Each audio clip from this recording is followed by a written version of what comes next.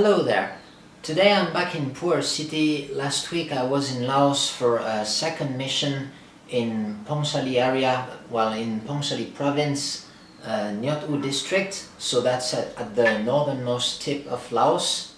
And so I'm back at my tea table in pu-erh, and today I'm going to drink some tea that I brought back from Laos, from some gusu. Well, let's see, that's autumn tea. I've tried it before, it's pretty nice. But anyway, I'm not going to talk too much about this tea today because I want to talk mainly about what we did in Laos. So it's the second time that we go there. That second time I went alone. Yubai was busy in Yunnan, so she stayed in pu-erh. So on the first mission that we made in May 2018, first we had to get acquainted with the area.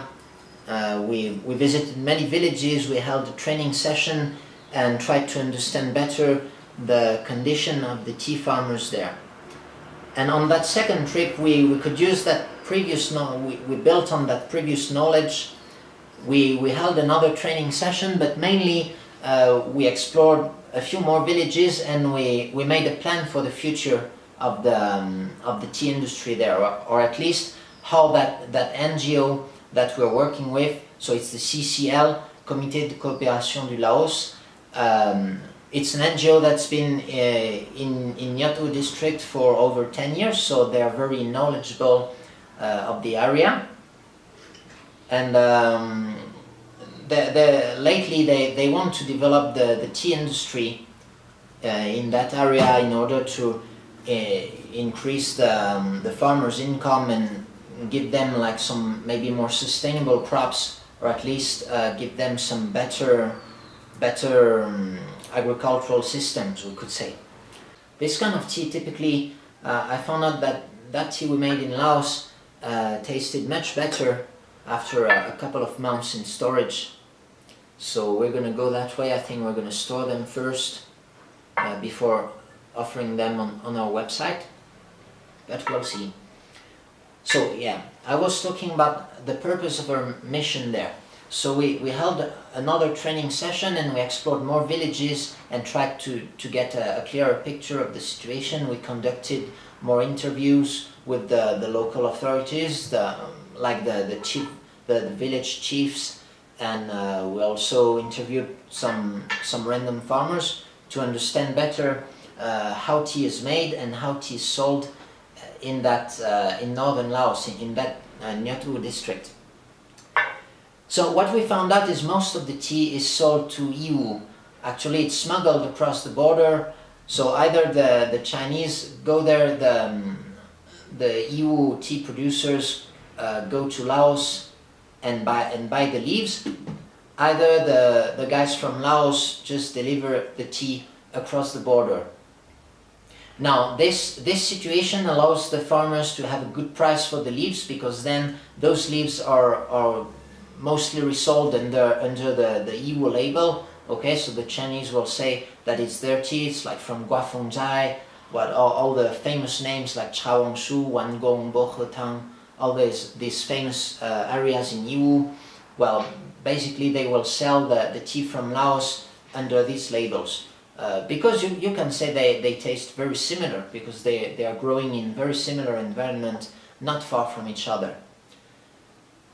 But now the farmers, they mentioned that if this trade is profitable these days, it might not be the case in the future. First because, well, technically this is illegal trade. The tea is not properly imported into China. And that means that China could put a stop to that trade any day. And we could imagine that if the tea trade if the pu-erh tea trade doesn't work so well in EU for any reason, then they might block the tea from Laos from entering into EU. They would of course sell the EU tea first. So that's a concern for the farmers, because most of them only have this way for selling tea. they only have this supply chain.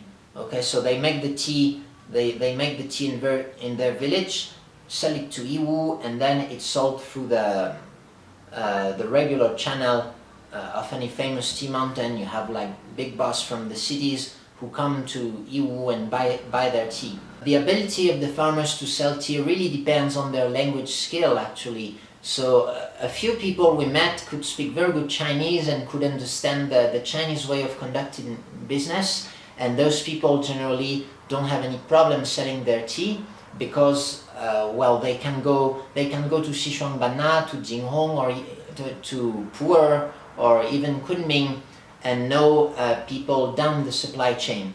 Okay, so these guys, they don't only go through Iwu mountain, they also sell down the supply chain to retailers or wholesalers in the big cities. So these guys have no problem selling the tea, and generally these guys are more likely to be the village chiefs, or like the kind of people you're going to interview.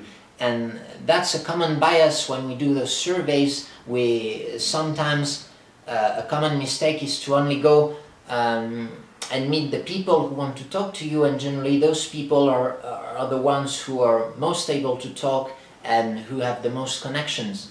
So this time we conducted interviews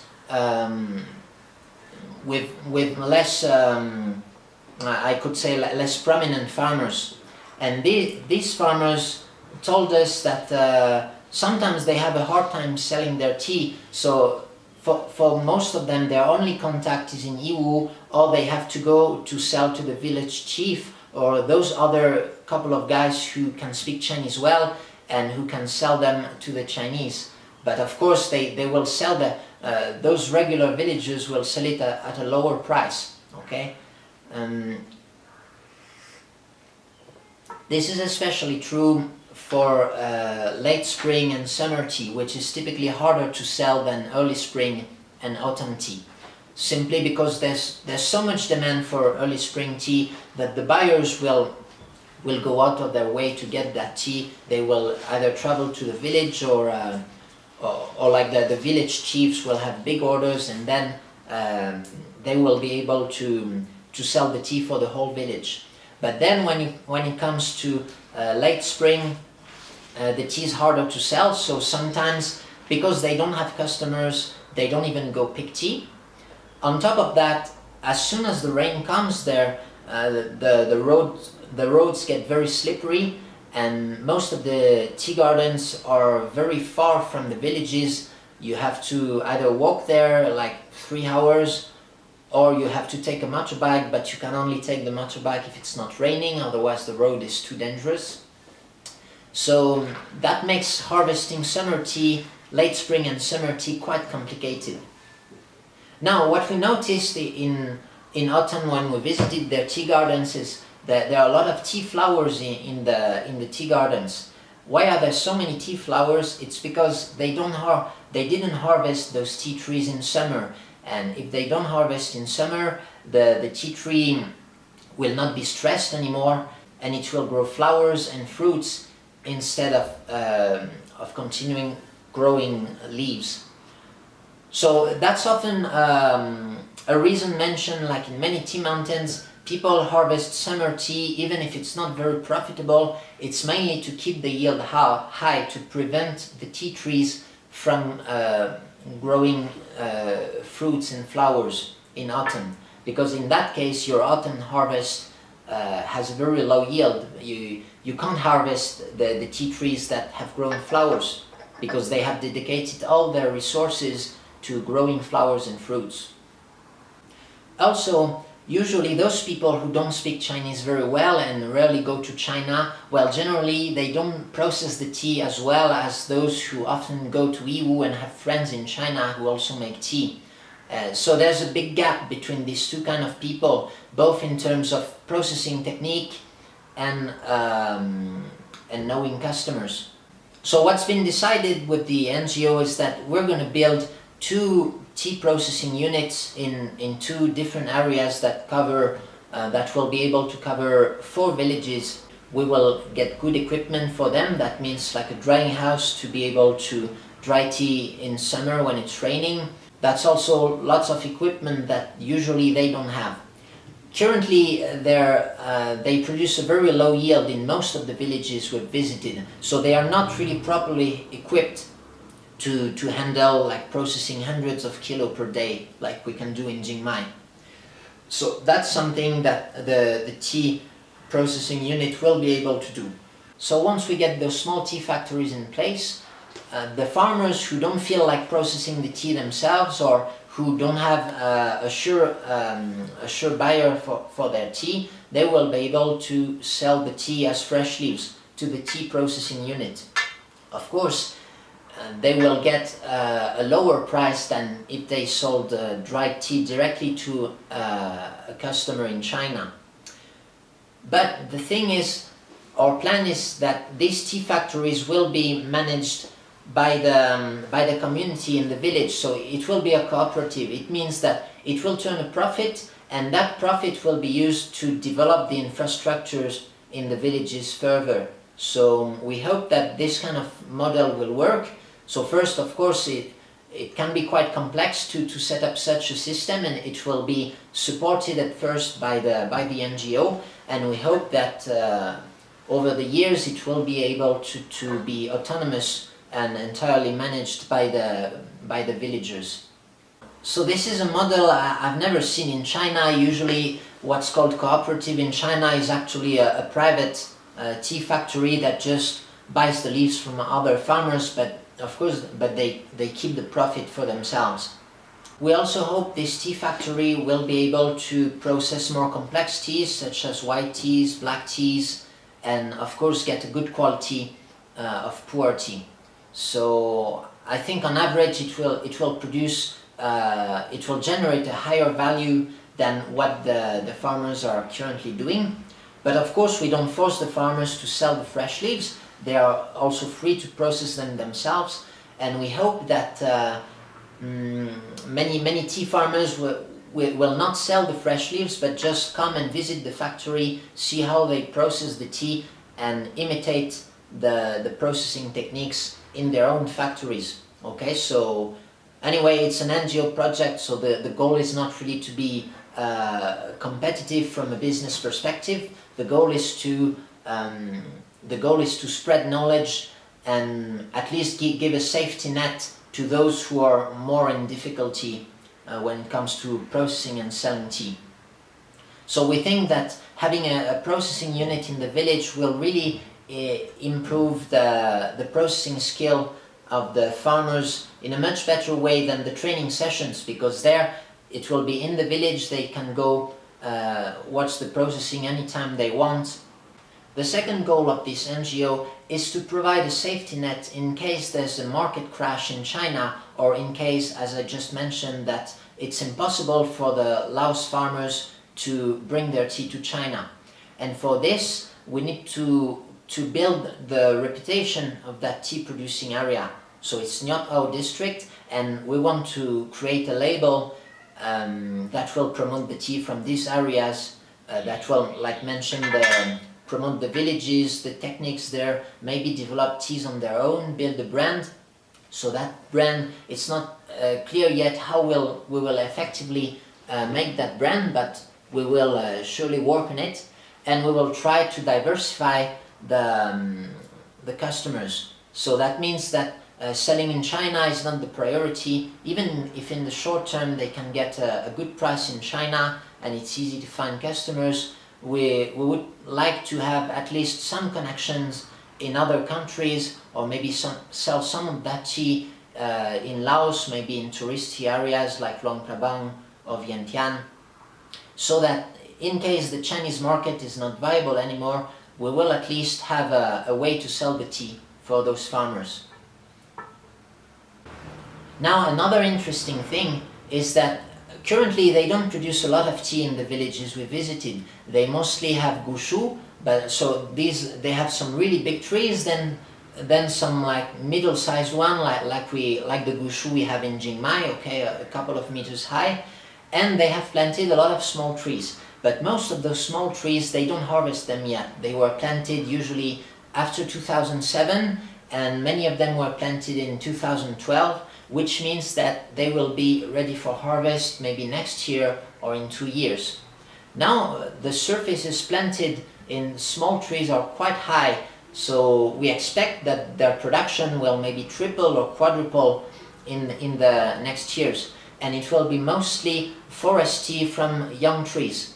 Okay, what's interesting is that they did not plant the tea in forms of plantations like you can see commonly in China. They planted the tea by imitating the way they were disposed in the forest, like by imitating the way the gushu is disposed in the forest. So that means it's low density and it's growing in the forest. They just slightly reduce the forest cover, so the forest cover is a little bit lighter than in a natural forest, but it looks typically like an ancient tea garden in China, like the ones we have in Jingmai, or even a bit more forest cover than what we have in Jingmai.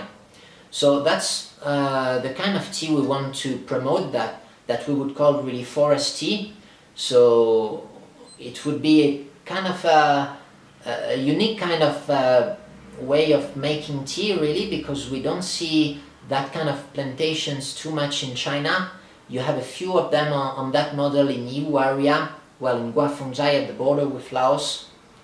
But we think it's a great opportunity for them to extend their tea plantations in a way that doesn't destroy the forest. First, because it's important to preserve their environment. Laos is heavily forested and they want to keep it that way. And second, well, because the current market really values tea that's grown naturally, so that's their chance to get a good price for the leaves. I mean, they can't really compete with they can't really make tea in an industrial way, because it's done here in pu-erh, and it's much cheaper to do in pu-erh because they have good infrastructures, they have big factories, they have government support, so they wouldn't be able to compete on price in northern Laos, but they can definitely compete in quality, especially when it comes to environmental quality. Also, I found that their tea really has a special taste that you can only find really in the east of Yiwu, in those areas, so that's very interesting, really, to make that Laos tea. Now, so let's say next year they have double or triple the yield than they have this year. They will run into a big problem, and it's workforce. There are very few, it's a very low density area, so there are very few people living there, and so it will be hard for them to find the workforce to harvest those teas. So, well, currently the tea pickers are quite slow at picking tea. It's also because the tea trees are not pruned, so they tend to grow very tall, and that means that for harvesting the tea tree you have to take the branch and pick the leaves. Then, well, basically it's much harder to pick than if the teas were like 2 meters high, like the Shanghai we have in Jingmai, or if they were pruned in a picking table, like it's most common around the world. That's basically why you prune the tea. But here we don't want them to prune the tea because we want to put the accent on high quality, and we know that the customers really like unpruned tea. It gives better tea. And also because they lack of workforce, actually, it's also more relevant to have low yield, because anyway, even if they had a high yield, they wouldn't have the workforce to harvest it. Now that's a challenge. They still need to find more workforce, or find a way to increase the efficiency of the harvest. So we will see how it goes. The obvious way, of course, would be to pay a higher price for the tea pickers, which could be possible if they can sell the tea at a high price. So that's also a good thing, that these activities actually create jobs outside the mission area. Just like in Jingmai, in spring the tea production draws really hundreds or maybe thousands of people, of daily workers who go pick tea and do some work in the field. We hope that will be the same in Laos, and maybe villages which do not have the tea and which don't have anything to do in spring will be able to take advantage of this activity. Now we will also see how that increased production will affect the market. Currently they sell their tea very well, but it's also because they don't produce that much of it. What will happen when they have tripled the yield? Will people in EU still be interested in as much tea? Probably we can expect the price to decrease, or maybe we'll see how the small trees sell. We'll see. We don't know yet about the quality of this tea, and we don't know yet about the market really.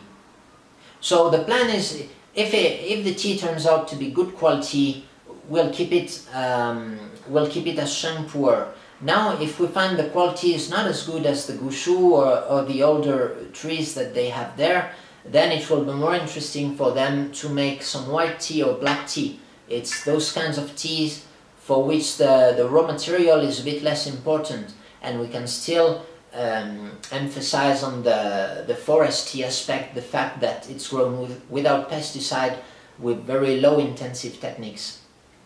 So we support this project, and we'll be very happy to sell the tea that's produced under the brand that has yet to be created. Meanwhile, we'll probably offer some teas from Laos in the future, but I don't want to have pressure on this, because that good tea is quite hard to buy, because it tends to sell very fast, and well, we're not in a hurry to sell that. But of course, if we get our hands on good tea, we will surely offer it in Farmer Leaf. For those who are watching the video when it's just been released, be prepared, because we will have something coming for Black Friday, which will be next week. Meanwhile, well, I hope you'll have a good tea. I'm really enjoying that autumn tea. I think it has yet to build up its fragrance, its sweetness. That kind of tea really, I think, needs at least 6 months before really being enjoyable. So have a good tea, and see you later. Bye bye.